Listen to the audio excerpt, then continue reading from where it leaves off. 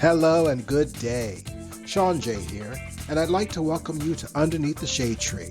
On today's episode, I get to sit down and chat with my good friend Angela DeMarco, Mama DeMarco to some, where she shares with us how she survived a major personal loss, what love and kindness means, and that being true to heart enables her to lift others. So grab yourself a beverage or a snack and join us underneath the shade tree. But first off, I'd like to welcome you to Underneath the Shade Tree with Sean J. And this is Angela DeMarco. And Angela, how do you identify? I identify she, her pronouns, please. And also, I identify as Mama DeMarco, or you are the only person who can call me Angel or Baby Girl, nobody else. Yes, that is true. I do have several little baby girls in my life, and so yes, you were the first. Okay, thank you. I was about to say, fine, I'll be one of many. No, there's only two. There's a young woman here named Lorena who I met during Dreamgirls, Oh, and she just wowed me. It was in the rehearsal hall. She had these wonderful lines, and she's this beautiful singer. And so I was like, going, "Oh, girl, those lines." Yeah. She goes, "Well, I was taught that just because even if you aren't a dancer, if you're doing a dance, you should still finish it." And oh, she was just, I was like, and I fell in love with her from that point on. hmm. And so she's like the daughter I never had. So yes, you're the sister, so but I'm she's the younger. So sister. She's the daughter. That's good. Good. yes, very very different. So Angela, where do you live? I live, born and raised, Seattle, Washington. And you had a stint in LA for some time. Couple times, yeah. So I went there in my 20s. I studied in a BFA program in college and did a big international competition. I don't know if I want to give them any attention, so we won't talk about that. But kind of something that, bamboozled my mom to pay thousands of dollars, and I competed, but I won a lot of awards. Not the modeling side, I was focusing on the acting side, and I met a lot of agents and managers, and they were like, God, if you lived here, we would rep you. So I immediately, in my Pontiac Grand Am, Nice. the struggle is real. No, I drove with my mom from then Ohio, where my school was, and came all the way to LA. And I was there for a while. And, it was, we'll talk about this with some of the questions you have. But I think for me, what it was is I never found no, that's not true. I was hoping to find a community in the actor community, in the acting for the camera community, and I didn't find that. I found a lot of, at least for me, a lot of women at the time, and this is in the '90s, a lot of competition, a lot of backstabbing, to the point where I had girls tell me an audition all of us had moved location so that I would miss the audition and drove across town to a non-existent, this is before we had iPhones, right? You did you got out your Thomas guide and Yes. where's this address? And I never was what they envisioned. I am still a feminist and an activist. I was very much a feminist and an activist then. So they really didn't embrace me. They didn't like that they didn't like that I was comfortable in my own skin by that time. Yes. So, yeah, but the community I did find there was the LGBTQ community. I had a lot of great organizations, festivals, some plays, and the theater community. And that was the community I was like, oh, I love you guys. But ultimately, I came back home. But then when I went again with David, my now husband, we've been together almost 20 years. He had never been, so I was like, ugh. So we went, I mean, he knows it. I told him, I mean, if he can hear me in the other room, he knows. But I said, I will go for you, but I hate it there. But I'm glad we went again because we were older. This is now, we're in our late 20s by the time I met David. And he was early 30s, or I think he had his 30th birthday there. And it was good. It was good to have even more baggage gone and just be like, there's some cool people here. Yeah. You have Yeah. a different perspective when you're older and a little bit wiser, Hmm. especially if you've already been there. Yeah, and how to handle it, how to handle because I still came across plenty of shade, speaking of, and I just knew how to navigate it better. Yeah. So, any siblings, pets? Siblings, pets, wow. Yes, yes. I do have an older sister, Jennifer, and I have had pets throughout my entire life. First pet ever that made an impact, I would say, was which is so funny now coming to our current pet, which I'll talk about. But it was my mom surprised me and my sister, and this is before my mom met her now wife of very many, many, many years. But this is before that. We had never had a pet. I was staying at my grandparents because they would help my mom. She was a single mom, and we were at my grandparents. And my mom came with this box, and honestly, Sean Jay, I don't remember if it was Christmas or just a random I love you gift. It may have been just a I love you gift. But I just remember so clearly this box. She came in and she put it there. And David, Jennifer and I, it came around the little box. We opened it, and this little furry, black, little like curly haired dog poked his little head out. And I just like was crying and laughing and totally in love.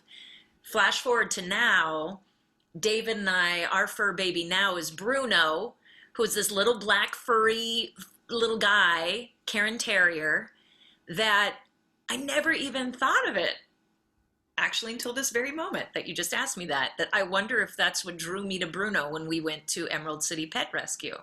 Ah, It makes me emotional. But he's an amazing dog, and we've had with me and David, we've had three dogs. He's our third, and they all have had such a major impact, which is so interesting you say that. Vita, we got her in LA, and I'm telling you, that probably saved our relationship. Having a dog's like having a baby. You know, if you're doing it right, having an animal. Thank yes. you. I know you know. Hello, Malik. They join Uh, the family.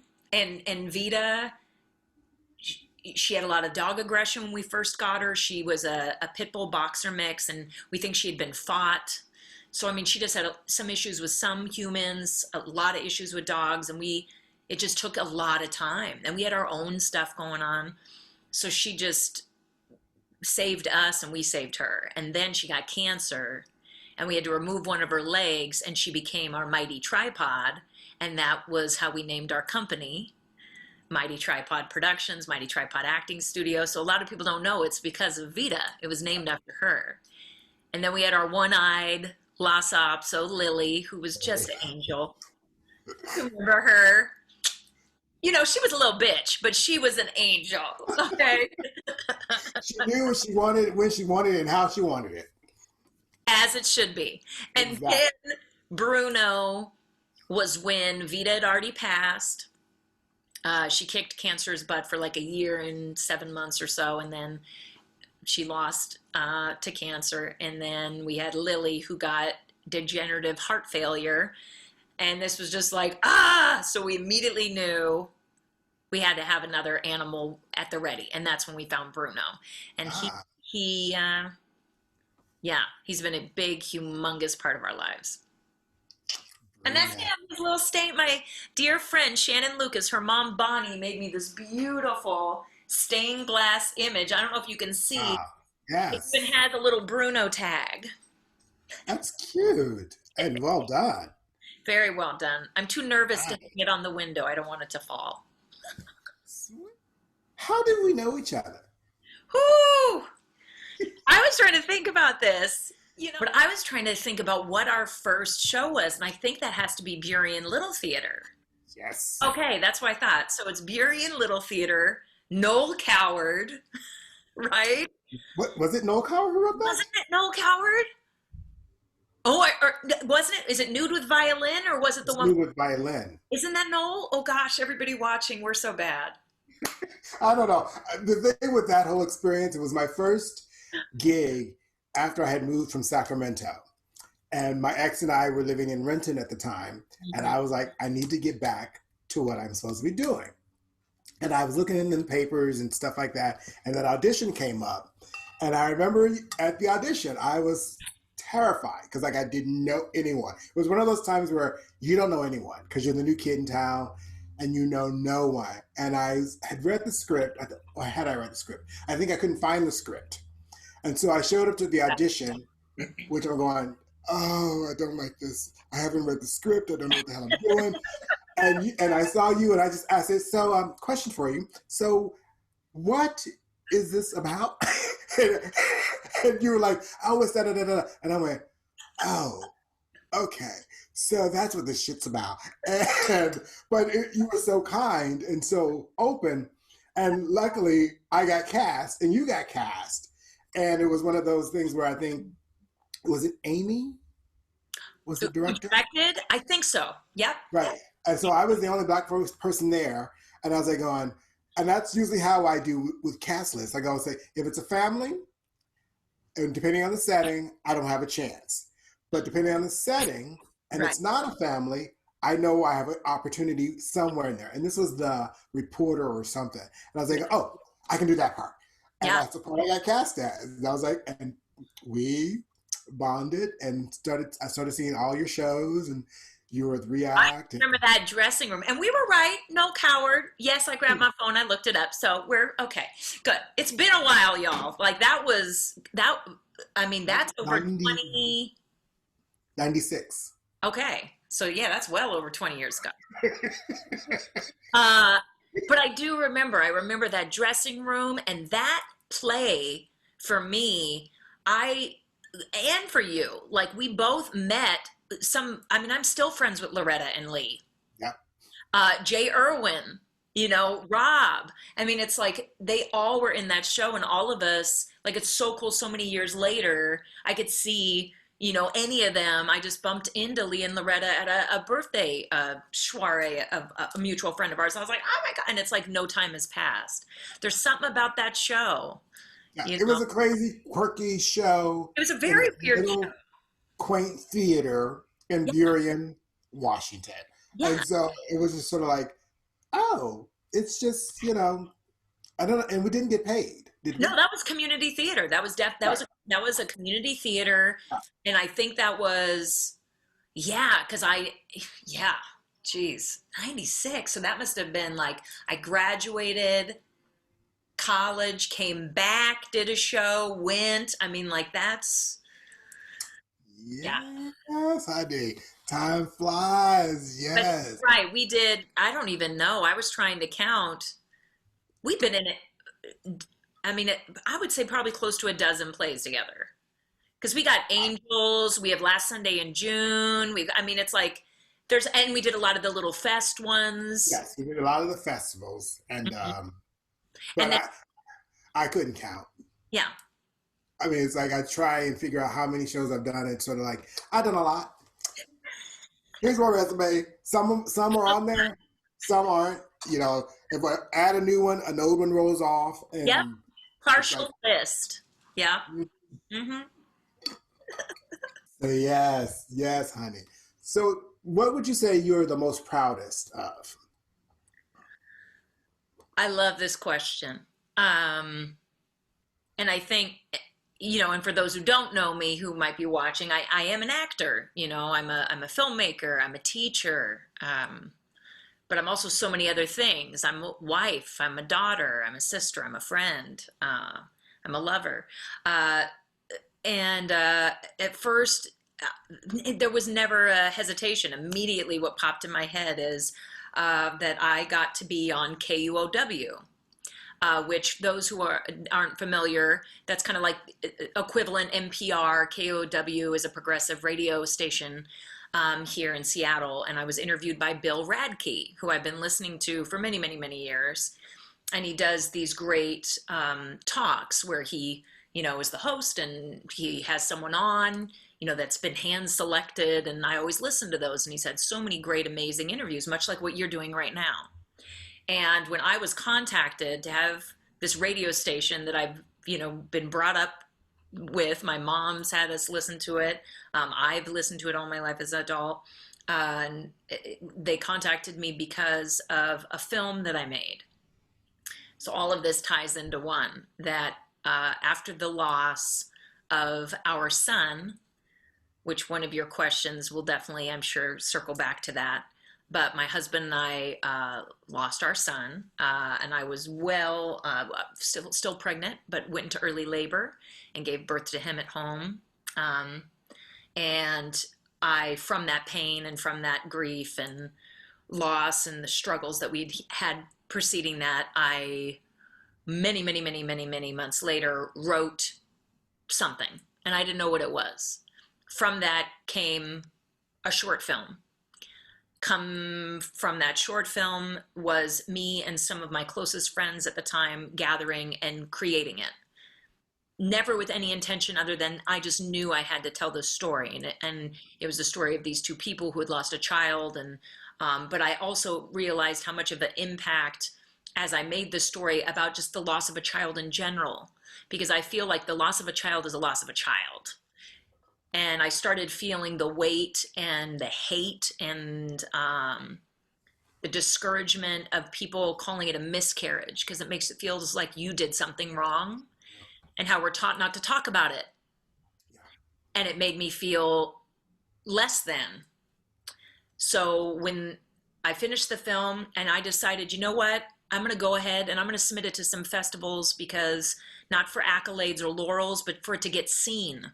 Because I didn't feel safe just putting it on the internet and somebody pirating it and making something beautiful ugly. And we got into SIFF, which is humongous film festival here in Seattle.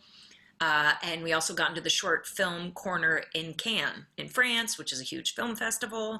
And we kept getting it selected in these film festivals. And so when KUOW reached out to me for an interview, when I was there with Bill Radke, my proudest moment in that moment, and I even said it to him as I was like in between crying and sharing, was that I had made that film, shared my story, which we're not supposed to talk about. And because of that, I'm on a radio that tons of people are listening to, and other families could hear it and not feel so alone. And the way that Bill talked to me, and I don't want to overshare or betray his trust, but when we were done with the hour and some, it was not supposed to be that long, he had to edit it way down, interview, we continued the conversation after. Because he knew people who had lost children. What do we say, you know? And I got all of these people who contacted me after that, strangers I had never met, thanking me for sharing, feeling that they could now voice, that they wish they had said something. And how many of my friends and peers in the film community, in the theater community, and just in the community in general, who all of a sudden came forward and told me, oh my God, I've lost 6 babies. Oh my God, I lost 3. Oh, we're still currently, and none of them had ever voiced it before. Yeah. So hands down, I would say my proudest moment is that I took one of the hardest parts of my life and I was able to empower others by sharing that. Yeah, it is interesting that they use the term miscarried, because it's like you're carrying something and you missed it, which means, and it's like, but you didn't. You have no control over what your body's going to do, when it's going to do it. Because I hear like the first trimester is the most difficult or tenuous, because a bump can make you lose the baby. And it's like, and people don't know that. And there's all this, well past that. That's the other thing. This whole, this many months, bogus. And I will say this for all the mamas out there currently carrying, that was just rough all the time. I had the morning, the afternoon, the nights. There was the sick, just all the kind of sickness. And not, it's just like a nausea, like have crackers at the ready for sure. But you're right. Yeah, there's a lot of things that we've been told that I hope everyone right now who does have a child, because we do not, and we chose not to try again, because that was one of 3. But it is a miracle. It is a miracle. And I am a religious person. But even before that, now I'm like even more so like, wow, it really is an utter miracle. And especially once hundreds, Shanjay, I have hundreds of letters, messages from people and people I know who I was like, I had no idea you ever went through this because we're told not to talk about it. Because they attach so much shame to it. Uh-huh. It's like, you should be ashamed you lost this baby. And it's like, no, because information is what helps people get through things. Everyone think it's only me. I clearly did something. I did something wrong. Right. When in actuality, when you hear that all of these women have experienced that, you go, oh shit, this is normal. It's just that we don't talk about it, and we don't talk about the pain that comes with it. It's like, because no one knows what it feels like to carry a life with inside you. Yes. And I think people have that assumption that it's an easy decision either way, whether you lose it or you choose to. It's like, it's still it's happening to you. Once it happens, and that's the other thing, that we're told not to talk about it in that first trimester because like you could lose it. But I'm like, actually, now that I've been through it so many times, that is exactly when you should be talking, because when you need your tribe around you is when you lose it. And you don't have the tribe because you didn't tell anyone. Yes. But for those of us who don't get them longer than those months, however months they are, or those who lose their child to SIDS. I mean, there's so many different ways people don't understand until they've been through it. Yet, and I am very much pro-choice, but I will say, until I actually physically got pregnant every single time, and once you hit that, and everyone's different, but for me, when I got to that spot where I like felt different, it is unbelievable. You know, it's insane the way your body is and the way it reacts. And when you first see that baby and it's moving, you're like, ah, talk about alien. You know, you're like, that thing is in the what? Okay. You know, it is by far so beautiful. So I didn't want all the beauty of all three of them, but especially our son Caleb, who we got so much further along, and we got to see him so many times in our ultrasounds, that and he danced for us in one of them, and that it just, to be able to like have all that wonderful, like, it still makes me emotional, of course. I didn't want to throw that all away because somebody has some crappy label, or some doctor tells me, oh, it happens, keep trying, or somebody says your rainbow baby is. I get it, everybody, but we also have to be able to sit in, I have lost this child. You need to let me honor him and myself and my partner. So, yeah. And the partners. One last thing on this. How many partners reached out to me and to David? You know, because there's also a lot of partners out there who are doing IVF, or doing artificial insemination, or doing any in vitro or surrogates or whatever it is, and they lose them too. Yeah. People think, oh, fertility, that's a guarantee. No, it's not. So many of my girlfriends and so many of my friends have lost during fertility, but none of them came forward until they heard my story. Yeah. Yeah. And you don't really hear about that because you've been through it so many times, and then you made the decision to just not try anymore. And that couldn't have been an easy decision because you probably really wanted to be a mom. You really wanted to be a parent, and you would have been an amazing one. And having the decision to making the decision to stop and not do it again, that's it was hard. That's a big, yeah, that's a big one. This is a unique question that I love to ask. What has annoyed you the most in your time on this planet, and why? What annoys me the most is the past 3.5 years. Everybody figuring that out? Good. I do not say their name. Annoyed, I mean, it doesn't even, that word doesn't even do it justice, what I have been feeling. But it's not because I'm a liberal. I have plenty of friends and loved ones who are Republican, who are Democrat, who are liberal, independent. It has nothing to do with that. That's where I think almost everyone should understand. But what a lot of people maybe don't know about me, but I've shared with you and I've shared with my students, and is a big portion of my life, not at home, but in schools. I was bullied. Uh, from a very, very young age. And I usually, when I was sharing with people, I've realized a lot of them didn't ask. They just assume, like, oh, she's bullied for whatever reason. We were very poor growing up, so that definitely triggered a lot of the bullies who were from wealthier households, and kids can be cruel.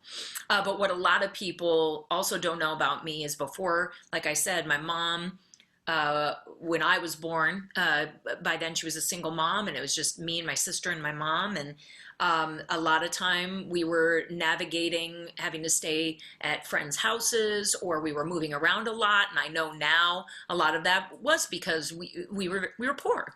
I never thought twice about it, though, because of her. We'll talk about her later.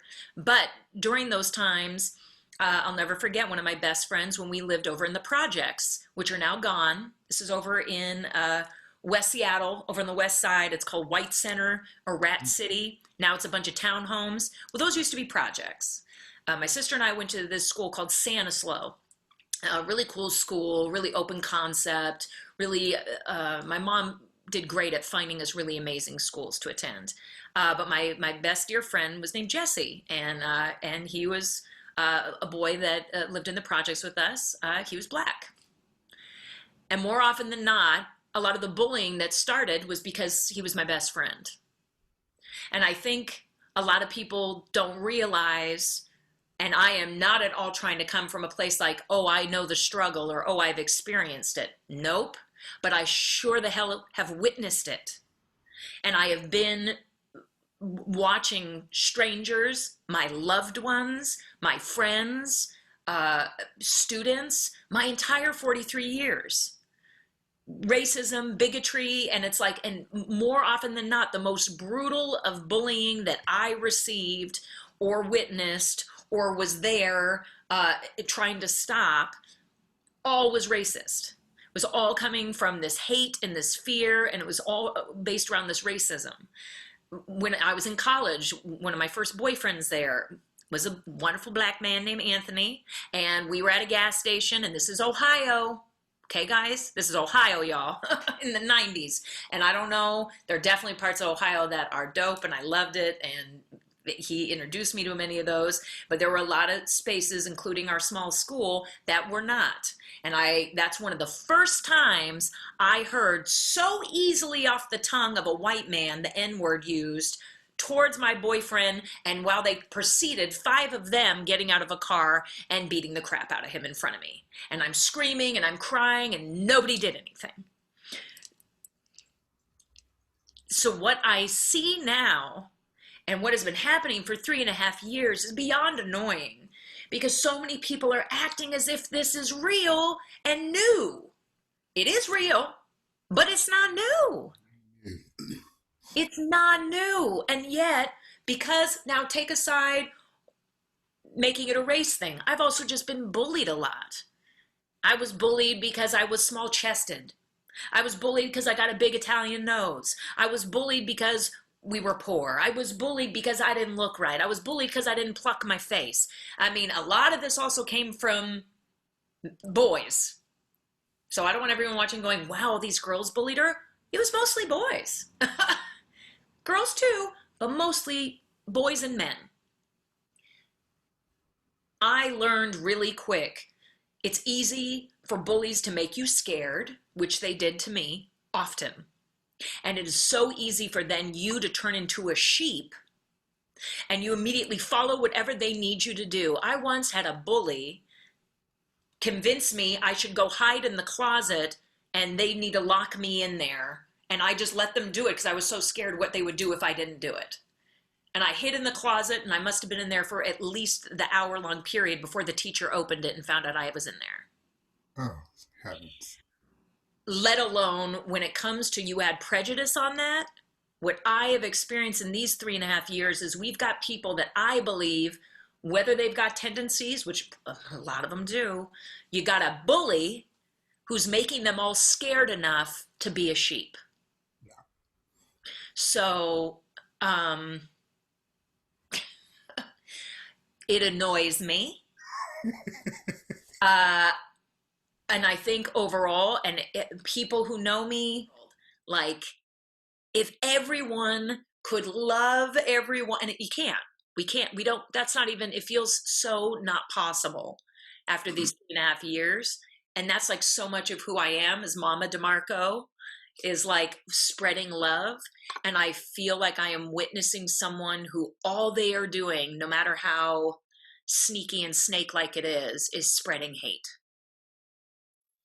And the thing with that is, you have to first love yourself, and I think it's evident that that individual does not love themselves, because if you were raised around love, if you were raised around appreciating others, it's really easy. I mean, it's the easiest thing in the world. I mean, hate, there's so much energy that is behind hate that they should be tired. I mean, in all honesty, the extent you have to go to create laws and and rules to keep people oppressed. And I came to this realization why a lot of white men are angry, and a lot of white people in general are angry, and they haven't tapped into this. And that anger comes from the fact that they've been lied to. The system has lied to them for all their lives, that told them you are special, you are important, and you are above everyone else. And that systems in place have already, you don't have to do anything to benefit from it. Right, here's your path. Here's your path. And so they're mad now because no one told them that that wasn't true. No one told them that you got this because we did this to all these groups of people to make sure we were the focus. And so you benefit from that. And I think that anger misdirected, because instead of being mad at the system and then changing the system, their anger is then directed towards Black folks and other folks of color and others, basically, the others. It's all the people different then, because you're right, because it is like, let's be honest, in this moment of history for everyone, if this does feel new to you, again, Sean Jay and I might say, no, it's not new, but it could be, like you said, it could feel new for others. Cool, whatever, as long as you're embracing this is a reality. But it's also, like you said, because then there's also these other, because I want to make sure that also in these 3.5 years, let alone my 43 years, and also as a bisexual woman, like how many times also it gets steered that way. Like one of the biggest, my only real fist fight I have ever been in, and I mean legit. I'm not saying I'm proud of it, but I laugh and smile about it now because he was a prick. Was a white man, not saying that he just happened to be a white man, but that's true, straight white man who came to, we have a gay bar here in Seattle, Neighbors, and I was there with my girlfriend at the time, and he, you know, I'm like, why does a straight man come to a gay bar other than to try to think he can turn some lesbian or some bisexual woman? Come on. Or he's hidden and really he's gay and he's not going to admit it, but we'll talk about that another time. But he got into it. He got into it with me because he immediately picked me as the one to size up so he could get with my woman. And it just turned into this ridiculous situation that I realized he's so scared because he can't compete with me because I am different than him. Now, let's make that race. That's even bigger for them. I can never be this. You know, at least, you know, for me to win over this bisexual or lesbian woman, I could do this, this, or this. But then, like, for race, you're right. And that's why I put hate and fear together. If you have enough fear in someone, that can easily turn to hate. If you have enough hate in someone, that can easily stem from fear. And either way, if you get enough of the sheep, they're going to stay in the herd because they feel safe. You nailed it. And it's scary. It is scary. We are living, for me, I feel we are living in very uncertain times. And it's all stuff that I have witnessed firsthand with people I love, or witnessed, as everyone now is, because we live in the world of technology. I'm talking about instances that all y'all, cell phones weren't a thing yet. So we all got to remember this has not only been happening because we happen to have cell phones. I think that's interesting. Like, I believe a lot of folks believe Of that course. oh this is a new thing because now it's like boo boo this happened. I, it's one of those. I get I get frustrated. I get sad. I get angry. I get all of those things when folks don't look at the history of this nation. Hmm. It's like all you have to do if you want to is really, really look at the history of this nation because it is rooted in the oppression Mm. and the killing and taking of people. And it's just, and I don't understand how folks don't make that connection to think that no, this is not just happening now, right? You think about the indigenous folks of this land. I want to flip the script though a bit. Also, what has annoyed me, taking it to the question in these 3.5 years, is you have somebody who's also trying to wipe away those truths, but we're also not shining any light. I'm going to give a shout out to Padma.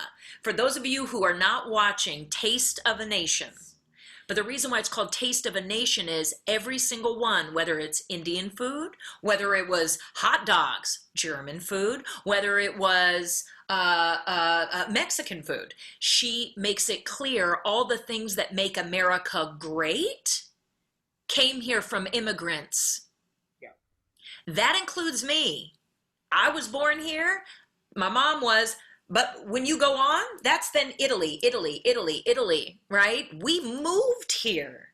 People moved here. America consists of immigrants. We are all immigrants, right? And what she has brought to the show is brilliant, that we claim these things when it's like, no, this was brought here. And it also, the show touches on the things that, how we also have ruined the food, like, We had to make it palatable to right, the world.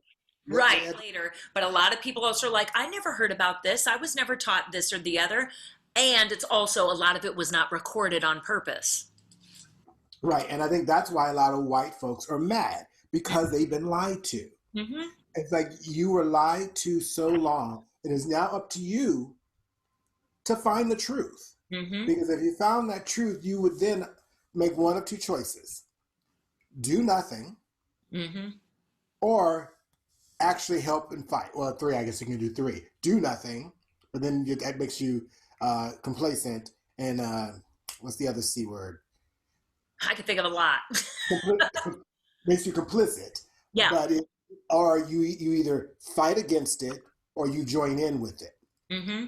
And I think a lot of that anger, they've joined in with it as you see folks constantly going up against protesters and stuff like that. But I think today there's a big part of me that wishes that during some of those protests, we actually took that protest to the neighborhoods of those who did those killings. Mm-hmm. When, Dave and I went, we didn't know what we were going to expect when we actually went. And there was so much good stuff happening. There were clearly people who were not in the lane of like, I stand with you guys yet and I'm an ally, but they were like, well, help educate me.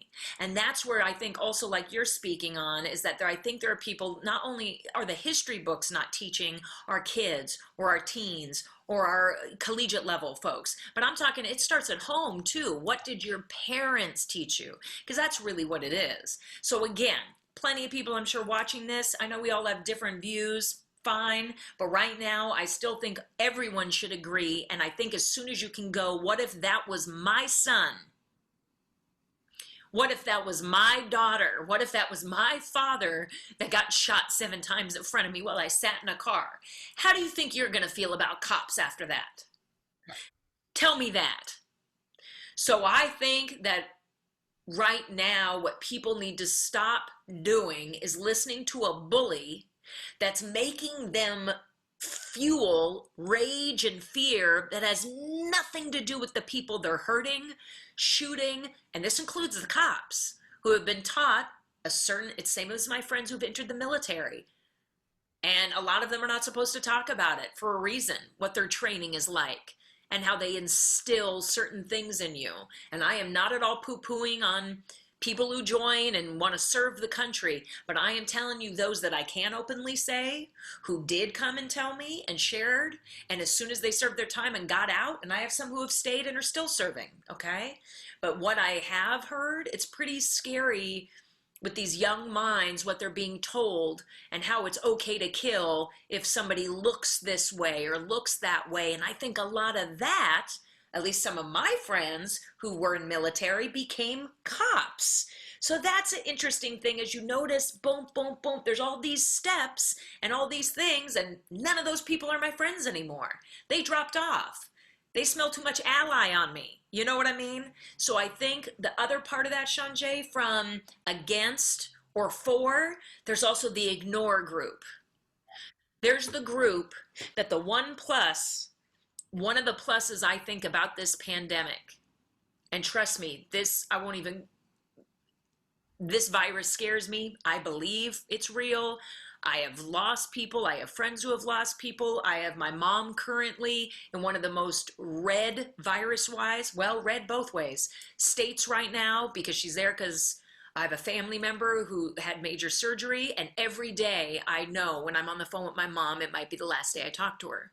Because if she gets COVID, she will not be coming home.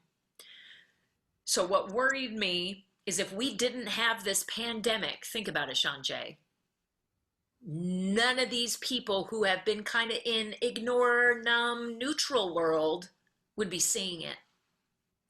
If this pandemic wasn't here, where we all had to pause, where we all saw what happened, where we saw Floyd, where we saw Breonna, do you see what I'm saying? Like, this pandemic has given this pause that now people are seeing and hearing and witnessing. And things have started to open up. And what I'm worried about is that middle where people will go, oh, cool.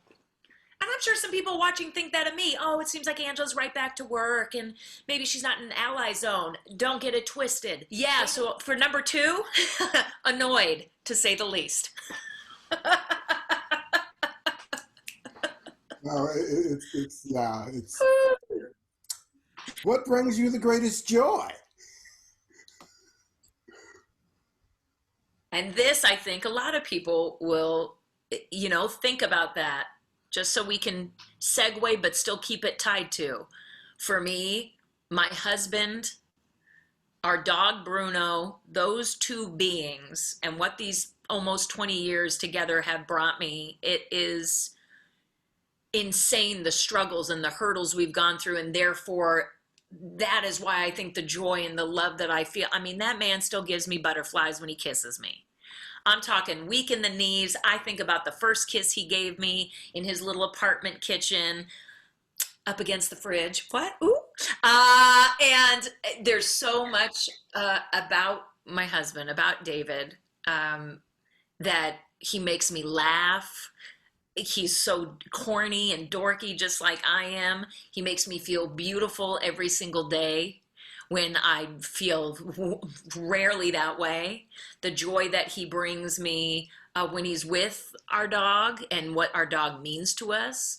Since Bruno was there when we lost Caleb, was literally at my feet as I gave birth to him.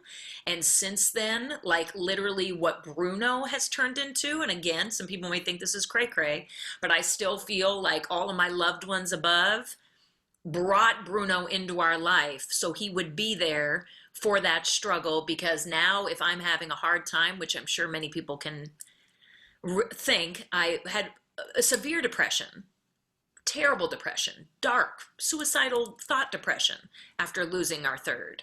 And Bruno became immediately this, like, without getting certified, he became an emotional support dog. If I am crying across the room, across the house, when we lived at our old house upstairs, he knew it, sensed it, and I wasn't like wailing, and he could run to me and immediately figure out a way to cheer me up, just slapping his paw on my face. And I'm like, that can't be on purpose. Yes, it is.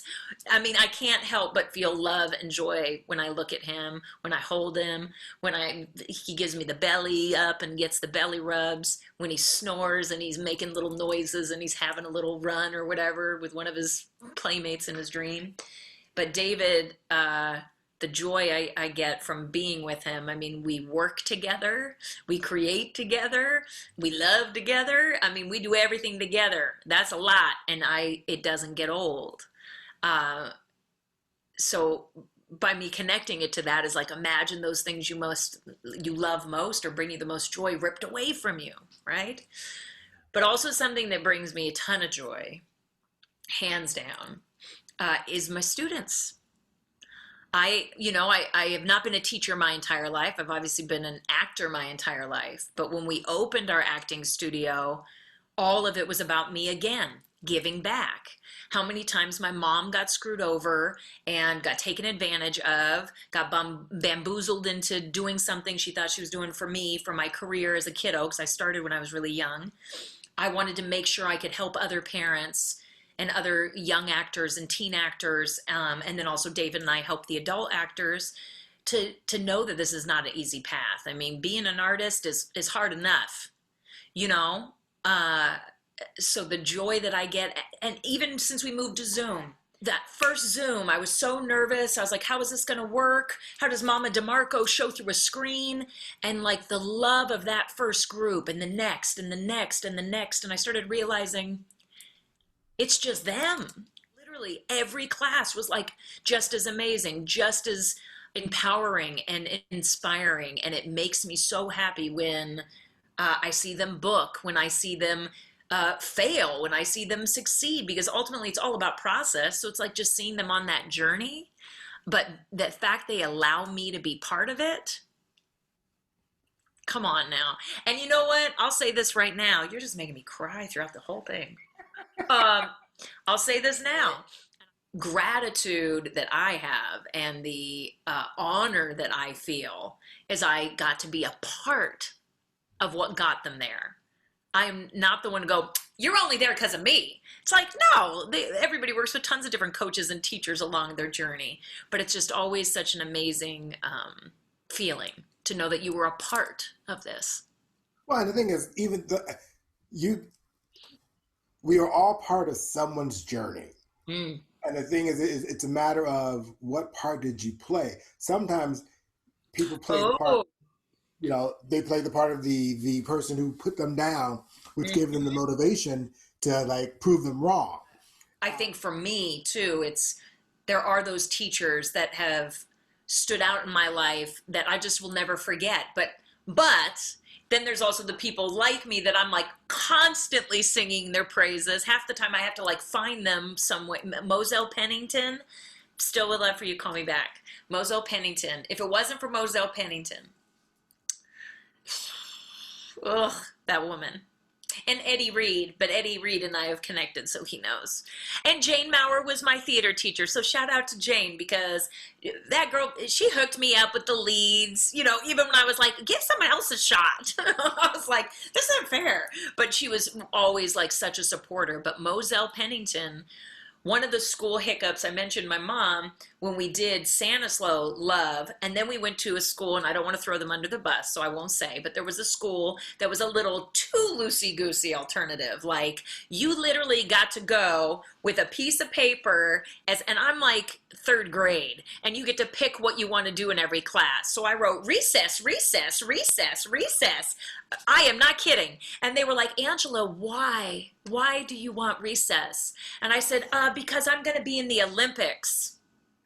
And they went, okay. So I was playing with my friends and, doing whatever. And Jesse was at that school.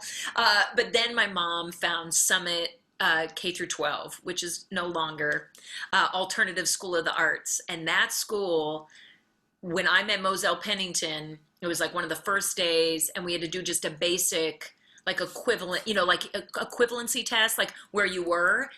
And that's when we found out I couldn't read very well. Third grade. Because we had gone to this school, my part of the third grade at this other one that obviously was doing nada. And I was always slow because I had some learning disabilities.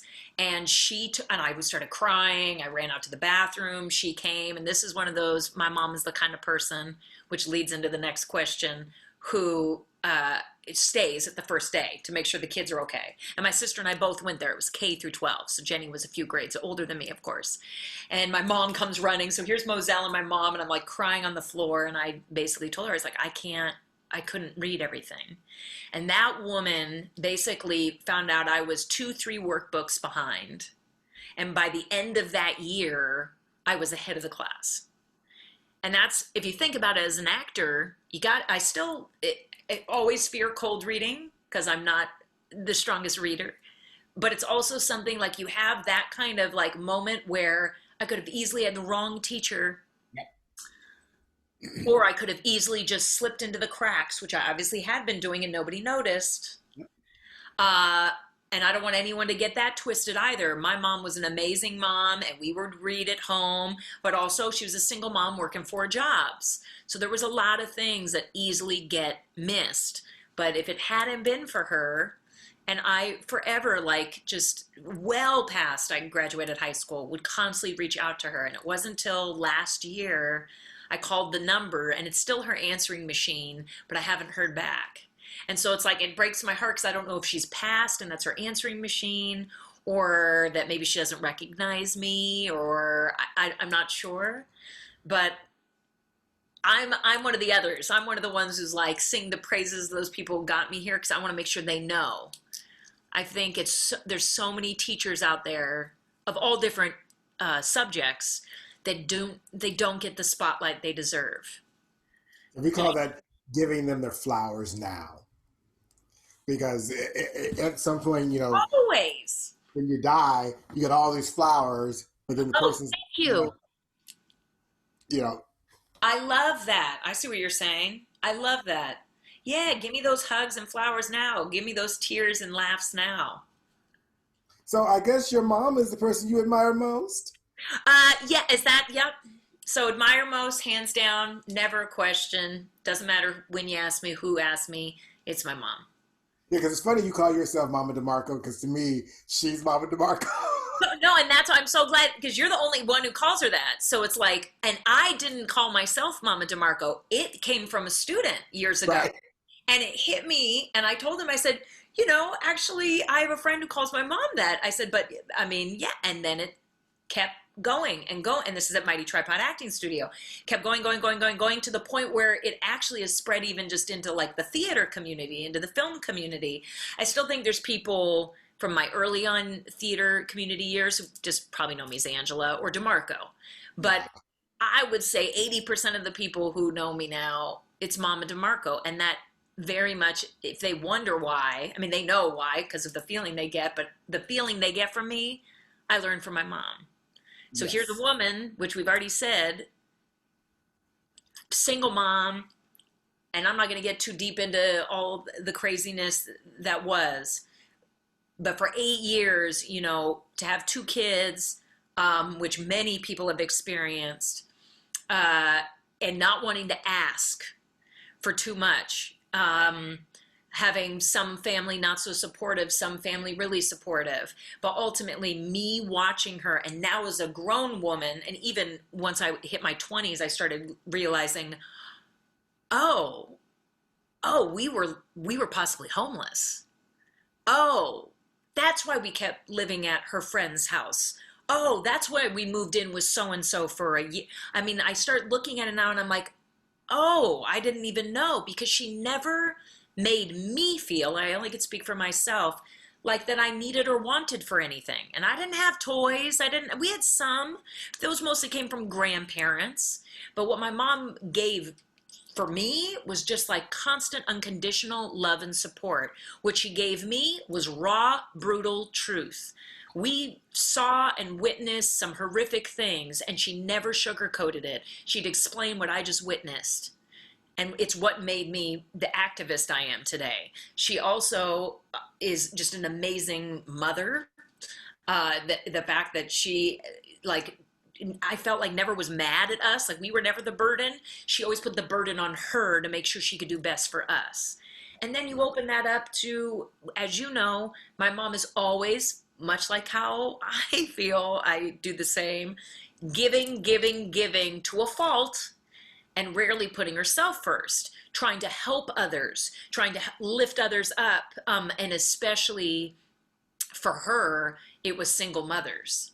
So we together started women and children's safe house that we ran for years. That was a safe place that we got, licensed, and we went through all the hoops with the state because there were a lot of stories that my mom related to. And ultimately, my mom can be in a Fred Meyer or, be on a walk. And what am I talking about? She doesn't go for a walk, but she'll go to a Fred Meyer, or, she's having a cigarette. But, she can be out in the world and she will get approached. She's so approachable, and people will spill their lives to her. And a woman came up to her.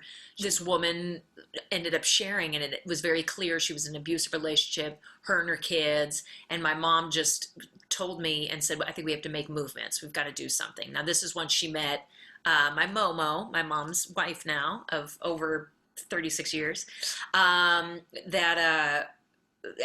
Connie was in support of that. So what we did was found a location that could house, and we retrofitted it, because they also, another amazing thing my mom did is she had a predominantly all-female construction company that then her and Momo created.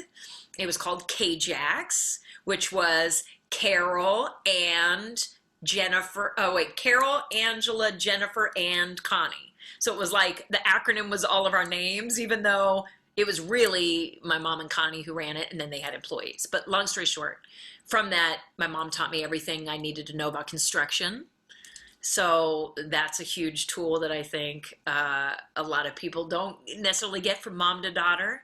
We ran this women and children's safe house, and I think during that, I was in my 20s then, that was like me getting to witness as a young adult who my mom really, like who she, does that make sense?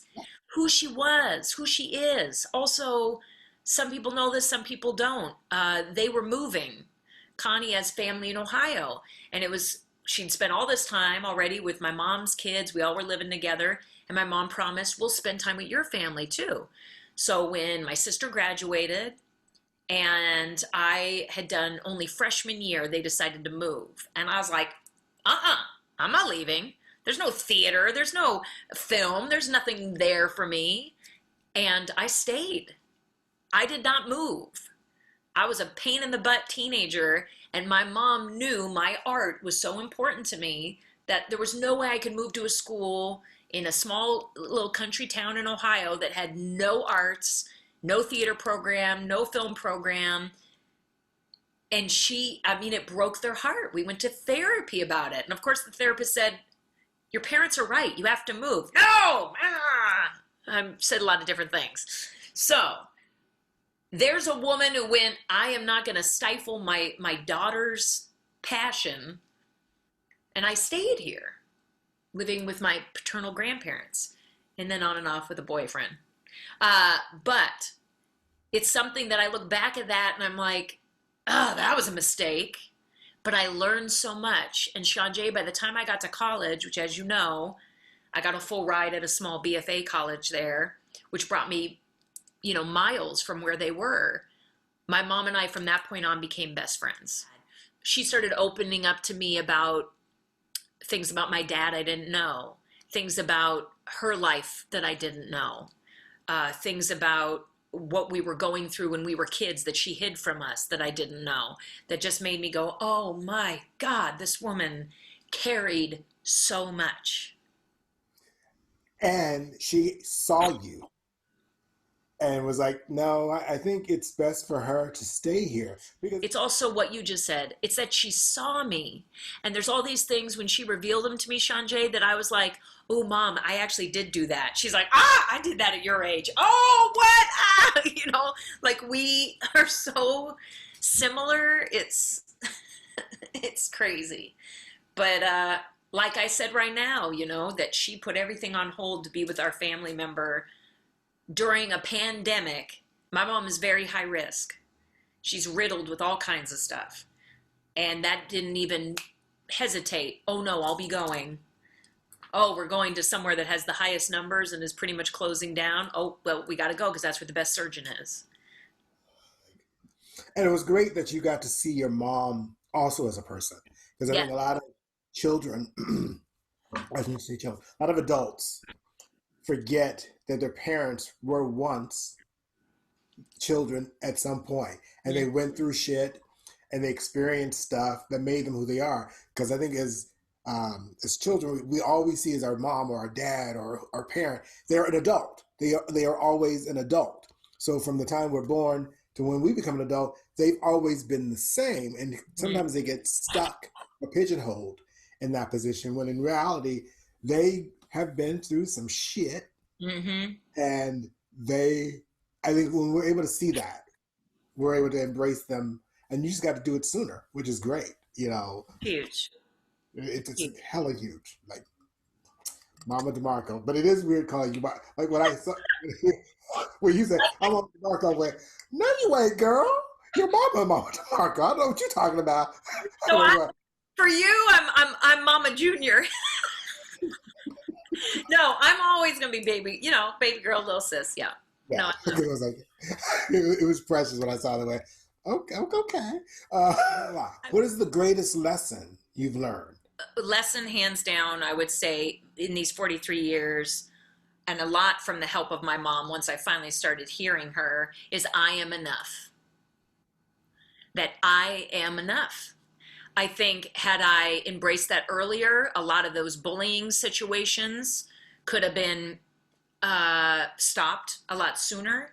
Had I known that earlier, some relationships I was in that were abusive could have ended sooner. Had I known that, the sooner, and even in my artistry, and this is, and my students will tell you, and where Mama DeMarco really came from is one of the biggest things that Dave and I instill in our students is at our studio, you're there to master the craft. You're there to discover your talent, and you're there to empower your art. So to discover your talent, what I mean by that is you, Sean Jay. No one has what you have. And for the longest time, and that's beyond artistry, but I think especially with artistry as actors, because this is ultimately a career of constantly getting rejected. We are constantly interviewing for a job. Most people are like, God, I only want to do one interview and get that big job, and then I'll retire 50 years later, right? But we are constantly interviewing for them, and we rarely get them because only one person can. But as soon as I could embrace that, and it's like you said, we have to love ourselves first. Now, I am not trying to say it's easy. It's not. A lot of us hate ourselves. A lot of us hate how we look. A lot of us hate who we are. A lot of us, others have made us hate ourselves. And a lot of those bullies did that to me when I was younger. And here's the thing for those of you watching. I never came home and told my mom because I didn't want to burden her. Because I knew, and that's even at a young age before she met Connie. So that means I knew somewhere in that kiddo brain, where they're 5, 6, 7, 8, right? And then well into when I got older, I never told Connie either, that I knew they had enough. So there was something in me that knew I can do this, I can handle it. And the first hint I had of it was one of my bullies, Arthur. I'm dropping names of people that I'm like, you can reach out and see what's up. This was at Summit. And he used to just pick on me. And maybe now I look back and go, oh, he probably had a crush on me or something. Who knows? And this would have been 6th grade. And he used to just, and we were still poorer than other people. And he'd make fun of how I dressed. We went to Kmart a lot. So there was like the joke Kmart kickers. He made fun of my clothes. He made fun of my body. He made fun of everything. And all of a sudden I just decided like, and this at this point is when I first made a couple girlfriends who really liked me and lifted me up. And I was like, I'm going to lift them up by lifting myself up. And I made some ridiculous joke about his name. His name was Arthur. And I basically decided just out of the top of my head, and he kind of had a swag. He kind of walked and thought he was so cool. So I started going backwards. And I was like, look at me. I'm doing the Rothaha, which was his name backwards. And all of a sudden, my girls on either side of me we started going backwards and we're doing it. And I was like, oh, I'm so cool. I'm the Rathaha. He, first of all, it wasn't that it hurt his feelings. He just thought we were crazy. He was like, what? But it was like I was in my power, that I was like, this is what I'm going to do. I'm going to use my ability of I don't give a what people think, my humor, and also something that's not really going to hurt anyone other than have them stop and look what they are doing.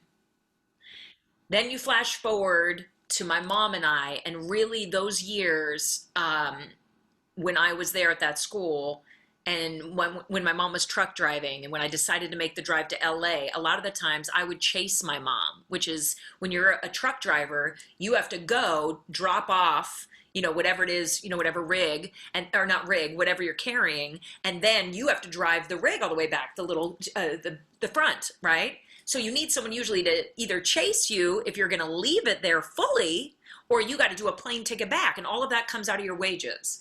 So she always took the long distance ones where she would have to fly back home. So I would just chase her in my pickup when we'd have these, I'm talking cross country drives back. And the stuff that we learned with each other then, Sean Jay, made me realize I was enough. And that's the girl who went to LA. So I think, and I look back at that now and realize that was a lesson learned, because those girls were scared of me because I was comfortable in my truth. Lesson learned that I am enough, that you are enough if you allow it, if you accept it, if you embrace it. And even when you're at your worst, embrace where you are at that time, but you are enough and you are worth it. Yeah, because you're in it for a reason. And if we take the time to see why we're in what we're in, Yeah. there is a lesson in that. And I saw somewhere is that I think it was a quote, I never lose because either I win or I learn. Mm. And I love that quote. It's like, 'cause I never lose because either I win or I learn. I And love that. if I learn something along that, then I win. So I think, yes, honey, yeah. If you had the ability to change the world or one person's impact, what or who would that be and why? So this is where my shout out to Eddie Reed, my history teacher in middle school, and I believe I also had him a grade, yep, and high school, who taught us real history.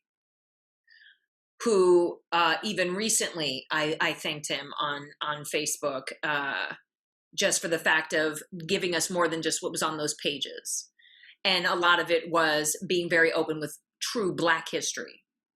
But not just the US. Yes, the US, but not just the US. So when he introduced, or it would be things that happened outside of the country, but we were involved, if that makes sense. So he just everything that he taught us, from even us like going on field trips, which now I look back and go, did they know that we were just going to see the movies? And he would go take us to see Glory, or when he told us about Stephen Biko and like how in depth we went into that story, which like ripped my heart in two, which if people don't know, they should look Stephen Biko up. But, and David's feeding the dog, so there's some noise over here. But that to me made me look at this question and know that I would rather go for the world instead of one person, because unfortunately, I still feel like it does take a village. And if you told me magically I could have one person do it and that would actually do it all, I just feel like that's so much harder to do, like in a reality mindset. And I actually think a reality could be, what if all over the globe, and like we were talking about earlier, what I would want to change is literally, again, it might sound corny, is about how to spread love. Because there are so many other places in the world that they have got, we think we're going through it. It is for them the end of the world every day. Every day. Massacres of people, massacres of murder, and poverty and struggle and power versus weak, and right. And it's, how do we do that? I don't know. It's why, even more so now, I understand why so many communities, and a lot of times it is religious communities or churches or organizations, going out and trying to help and building in other countries or building in other cities. And even here locally, whenever we have devastation, it's like those small groups that actually do go to help, when really what we need is we need the people with the money and the power. They need to do it. So what I would want to change is those guys, the ones that we're all going, but we'll help. That something, some magic pill, if we're in the Matrix, maybe it's a new one we didn't know about, it's the purple pill. Something that could magically make them all realize how much easier life could be for everyone instead of it just being all about themselves. So I would want to make it all over the world, I think. Because imagine if everyone who made over, I think I said this to myself the other day, anyone who made $1 million, how many folks make $1 million? If they just simply paid for health care for everyone, how it would just balance out. But it's always someone's got to be on top, so someone's got to be on the bottom. When in reality, if you are on the top, we could all just level out. Yeah. And no one would want for anything. And then it would just, that utopia is possible if we were able to actually just simply say, it's not all about me. Yeah. It's all about us. And I think that is a good thing. That is a really, really good thing. Challenges you've encountered that have helped shaped you and made you?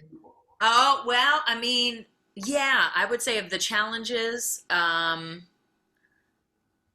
hands down, I'd say the biggest stuff. I mean, now looking back, I realize from what my mom has shared with me, a lot of those things, had I known as a kiddo, oh my gosh, it would have affected me. But she took that burden and waited till I was old enough to understand a lot of it. Yeah, a lot of those things definitely impacted me, but that changed me would be losing our 3 children. That changed me, that to my core. I mean, that was easily 3 years, I would say, of I didn't know the first year if I was going to get out of it. I mean, we moved. So that's when we first moved back across the country. Those who do know me know that when Dave and I were living here in West Seattle, what's funny is not only have been born and raised, every time I've moved away, I always come back and it's always West Seattle.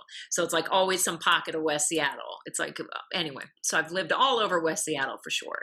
And the 3 houses Dave and I have owned in our lifetime together, all West Seattle. So, but then we moved across the water where my parents were, and we found a great place there, just a beautiful oasis, and the most amazing landlords, the Bajemas, and they allowed us on that space. And I was really open with their daughter, who helped us tour the space because they were not there at the time, and I couldn't help. I mean, it literally. I told David one day, he came home, and I said, "We can't live here." And we sold our house. And that was like by far the house that we had put our heart into. We loved the neighborhood. It was right where those projects were, where I grew up. I mean, it like just felt like home. But every day David would come home from work, because I really wasn't working much then at the time, because I was so depressed. I could not be in that home. I could not get the image out.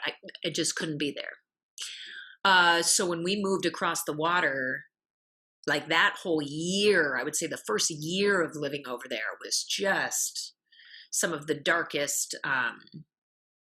times. And again, my mom was right there, and David was right there, and David has stepped in. Where he gets the joy is because of the admiration that I have for my mom. There's so much in this man that, and like I said, as a bisexual woman, like I've been with some great ladies and some awful ladies. I've been with some great men and some awful men. For him to top both sides, like, this is a really extraordinary human being. Shout out to Mama Sue and Daddy Jim, his parents. But then I think what people don't realize is there's a lot of couples that don't get through that kind of loss. And our relationship never faltered. And then what came of the second year is what you mentioned earlier, was our decision not to try again.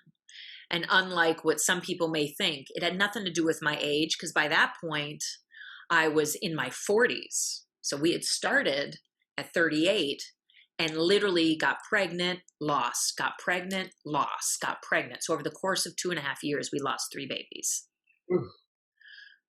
That's why we decided to stop. And people have to understand where Caleb was when you think you're about to give birth in 2 months and you go into early labor when you knew something was wrong and the doctors wouldn't let me come in to be seen. So to this day, I will always blame, I won't throw them under the bus. I will blame a certain organization and I will blame a certain group of doctors who let me down. I still feel that Caleb could have been saved, but that's what it was. So to have that, and then the 3rd year, the 2nd into the 3rd is when I found my therapist. Shout out to Judy. All thanks to my dear friend Wonder, who hooked me up with the referral. And that is truly when my life and who I am dramatically changed. And it just, again, was having to relearn the self-worth, but in a very new way. That was, how do I teach and give to others when I feel empty? How do I go into the world and see all these people, especially when you see those parents who just look fed up or strung out or rough, and you're like, but you got 4 kids, right? You don't even look like you want them. Let me take them. It took me a long time to be able to even look at children. I had friends who got pregnant and I didn't get to see them or their children for the first 1.5 years of their life because I couldn't do it. So it's, let alone all the other PTSD and triggers that come from that. So I would say hands down, that's the biggest. But like I said, what I did with it, with the help of my loved ones and family, and, especially with David and my mom, what they did for me when I was over there is night and day. Yeah. It's hard because I think a lot of people don't know what to do or say, or they think speaking their truth is going to ring true for you, especially those who've had kids. And it's not the same. It's a lot more complicated than I think anyone knows, because we still don't talk about it enough. And the key word is enough, because we're slowly talking about it, but I think when it becomes normalized, then the stigma will be, can drift away, and folks simply say, they can speak their truth without feeling like, oh. Right. Yeah, they can be free with it, which sets them free, ultimately. So, what would you like to be remembered? What would you like to be remembered for the most by those who know and love you? That I meant it. Say more. That I wear the Mama DeMarco title with pride for exactly what you, and only you and I share that, know that to me, that has always rang true for me, like to take on this name that I look to my own mother. Like, that's my mom. And for other people to see me that way, and to have all my students become my babies. And I'm talking about, I don't care if they're 85 or if they're 6. They are my babies. That I meant it. That everything I said to them was not something that somebody else got in a different session. Or what I gave them was not something every class got. That I was genuinely there for them and that I meant it. And the reason why I make this about my students is those are the people, David knows what I need him to know about me, and my mom, my family, they know, and they're going to remember what they're going to remember. But my students are the ones that I feel, we have impacted thousands of students at this point that have been in our studio, and I say impacted only based off what they have told us. But I want them to know that it was true, and I hope that they felt seen, that I truly heard them, and I hope that they felt heard. But even more so that I hope they realize that when I wanted them to feel that they weren't alone, that just because I'm gone, if you're watching this and I'm gone, that you're not alone. That you're worth it. And I mean it.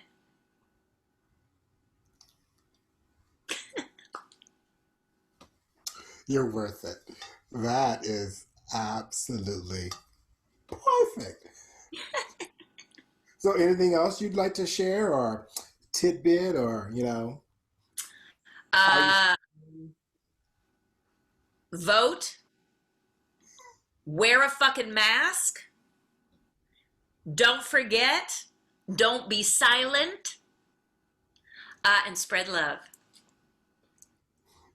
Yes, this is the year 2020, and I keep saying this to folks. The year 2020 is 2020 vision, and I think this year is giving us such clarity in the things that we thought we saw, and we see in a whole new way.